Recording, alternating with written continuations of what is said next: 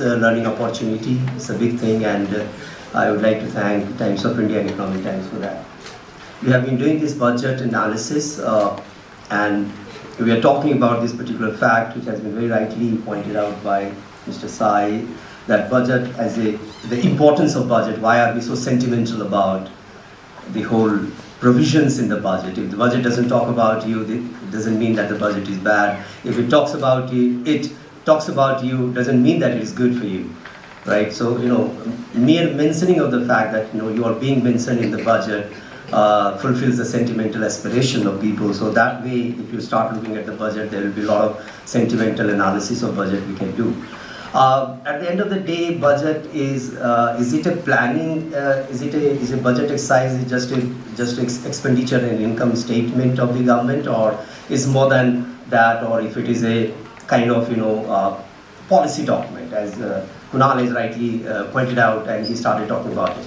Budget of late has become a policy document. It has never been viewed as a policy document. We had a very great economist like John Mathai as one of the finance minister of India, and he used to be the dullest finance minister India has ever produced. In fact, the finance ministers have never been very active and not talked about in the circles so much because of their state of the art presenting of the budget. It has never been viewed as a policy document. Policy documents are like your planning document is a policy document. The kind of perspective 3 years or 5 years plan that you make is a direction that you give to the economy. It's a supporting document. So but it has taken over as a planning document, or it has taken over as a policy document because of certain factors we all know. And one of the perspective in which we have to look at this particular budget is, of course, the pandemic. We have to look at that and what the rest of the world is doing and how we are doing this and that. It cannot be an absolute measure for the Indian economy.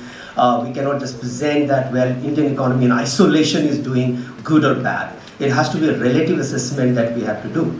And budget, one of the way to look at the budget is that the day budget is presented, how the market reacts to that. And that's also taken as one of the indicator. And if you look at all those reactions that has come from the different corners of the market, overall it looks like that the budget is positive because the stock market has responded positively. We also have seen, it has also been pointed out, the gold price going down, the BSE index we already have seen is touching all-time high, 50,000 is touching 50,000 now. One of the indicators that I would like to use is called the PMI index, that is called the Purchasing Manager Index. So Purchasing Manager Index, if it is less than 50, that means the expenditure on the part of the people are very less and they are not actually putting more into the demand side. And if it is more than 50, that means the economy is reviving, is slowly coming back. So if you look at the change in the PMI index in the last especially 6 months, is quite tremendous. It's almost now touching 58, which is a very good indicator at the end of the day. But how I would like to analyze this budget is from the macroeconomic point of view. It's one of the analysis that all our students should know. If you look at the budget exercise, in my opinion, it has actually given a new and a fresh perspective to macroeconomics. And as a student of economics, one should actually sit down and think about how it is changing the character of macroeconomics and how the character of macroeconomics is changing all over the world. So the beginning of the macroeconomics is 1936 when John Maynard Keynes, the great economist who wrote the book in 1936. The General Theory of Interest, Employment and Money became very famous, and he was the one who actually advocated the role of government in tackling the problem of recession, Great Recession of 29-30. So this is where the birth of macroeconomics and after that, if you look at how the macroeconomics character had changed, we found that it ruled the whole world for a quite considerable time, this particular approach of how autonomous investment can change the profile of a country or induce the growth of a country, and importance of the autonomous expenditure, which comes from the government basically, not the private sector. And if you look at 70s and 80s, then this whole presumption actually came under cloud when we found that there is a crowding out effect that is happening in the economy. That means the excessive presence of government actually pushes out the private investment out of the scene. And the government, the expansionary government has actually entered into your bedroom and started manufacturing hankies. The job of the government is not to manufacture hankies. So, if the government is there to manufacture hankies for you, that's a very bad state of affairs for the economy. So the limitation should be there for the government, how much autonomous investment it can put into different sectors. And therefore, we found that 70s and 80s, where Milton Friedman actually came into picture, and then the whole scenario changed. And then they said that is the induced investment, which is driven by the rate of interest, should be looked into, and the monetary policy should play a very important role. And this is actually created a lot of polemic between Raghuram Rajan and the erstwhile finance minister, the late Arun Jaitley, if you look at the Indian conditions over there. And this polemic was very classic. And as a student of economics, you should look at the polemic of these two persons going on, how they actually shaped up the policies. Arun Jaitley kept on saying that put your stake on growth is important because growth has got trickled down. If you don't have the size of the cake bigger, how will you distribute it to the people? Right? So if you have small size of the cake, you end up distributing poverty. You don't end up distributing anything to anybody. So therefore, you should focus on the size of the cake. Raghuram Rajan kept on saying that, well, look at the inflation figure. Your CPI is moving above 5%, and then I cannot take a chance because it's going to hit the poor, and the polemic between the two. And then Hindu headline at that point of time, I remember, it says that the 5% growth rate is challenged because 5% is one of the lowest in the whole world. If you look at how the CPI is being is behaving all across the world. So what is the point in looking at 5%? How it is going to hit the poor in that way? 5% is a safe limit where you can actually exercise your bet and put more on into the economy. Then Raghuram Rajan came back again and hit back again to the finance ministry and said that, well, 5% is because of the base effect. What was your CPI last year? Why didn't you look at that? So if your base was lower this year, it will look like higher. And if the base was already higher, this will look like lower this year. So the 5% is not 5%, it's actually 6 or 7% if you remove the base effect. And that's how the polemic actually, the tussle between the two went on. And look at the post-pandemic era, how macroeconomics is being shaped. Whole 90s and 2000 was the era when people thought the mix of the policies like regulate the interest rate is important, regulate the interest rate, at the same time push the investment in the economy through autonomous channel. But now in the post-pandemic, you look at how much money has been spent by the government all across the globe. It's almost like $4.2 trillion that the government has actually spent all around the globe, which is about 17% of the global GDP. So 20% of the 20% of the global GDP is being spent by the government. So where is the macroeconomics? Where is the interest rate? So typical thing about this post-corona situation in which this budget was framed is as follows. Number one, this was a supply chain shock. We all know that it actually abruptly stopped. That's number one. So when the supply chain and production will automatically stop, one can expect that the prices will move up for the commodities, right? That's the simple textbook economics. But where is the price? The prices are lower, right? So it was not a typical scenario of a fall in production that we visualize. It's the arrest in the market that has happened. It's a sudden arrest that has happened. And therefore the other dimension, the expenditure side. People have actually stopped spending, so there was a demand deficiency, so arrest of the demand. So there was a complete situation where the culprits have been arrested and put behind the bar. And that's all the economy was representing all through. And therefore it was not a typical macroeconomics where you can think about policy mix. And therefore, in this scenario, the urgency of the situation drove the economy. Right? Urgency of the situation to drive the economy, and therefore betting on growth is very important. And today, if you are talking about V-shaped recovery, 11% growth rate, if you look at the projections for the next 2 years or 3 years down the line, it's not 11%. It's almost like 5%. People are saying that we are going to settle around 5 to 6% somewhere in the next 2-3 years. So why all of a sudden the growth rate will go down and again it will fall? Because there is going to be a leveling off. The base effect will go down, wither away, and the economy will come to a normal situation. And therefore, here the role of the government is not only assumed in India but all over the world. If the role of the government would not have been that forthright to tackle this kind of situation, I don't think any mix of fiscal and interest rate policy would have helped at this. We are not talking about monetary policy anymore. We are just talking about fiscal policy, fiscal policy. So this is how the macroeconomics is being shaped. So this is the new way of looking at macroeconomics. And this budget actually represents that new era.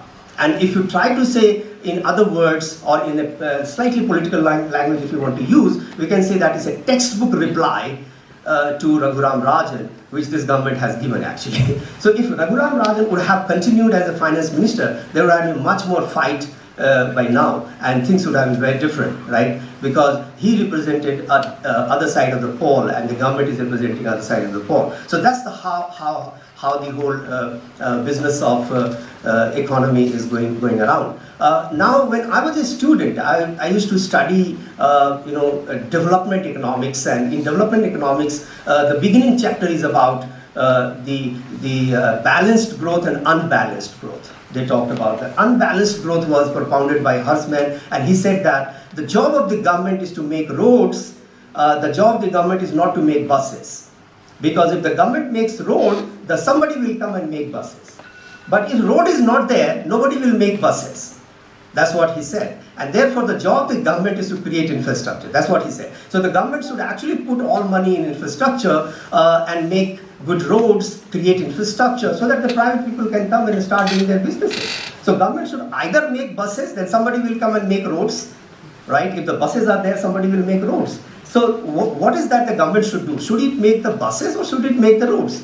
So Hersman said the government should make the roads because industry loves one thing, that is called infrastructure.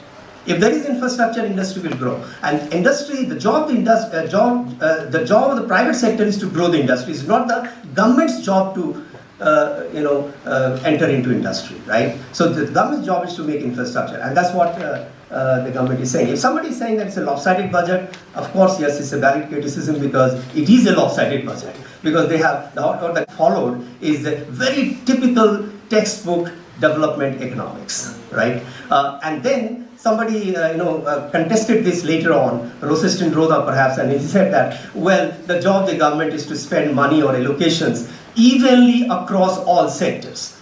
So if today government is not distributing evenly, or not talking about all the sectors, of the economy, there is a philosophy behind it. So there is a context in which we have to look at the budget. In my opinion, it's a development-oriented budget, rightly said by the panel, that everything about recovery, everything about demand progression in the economy, everything about boosting the growth, and rightly so because the growth has to be strong, and this is the call of the hour.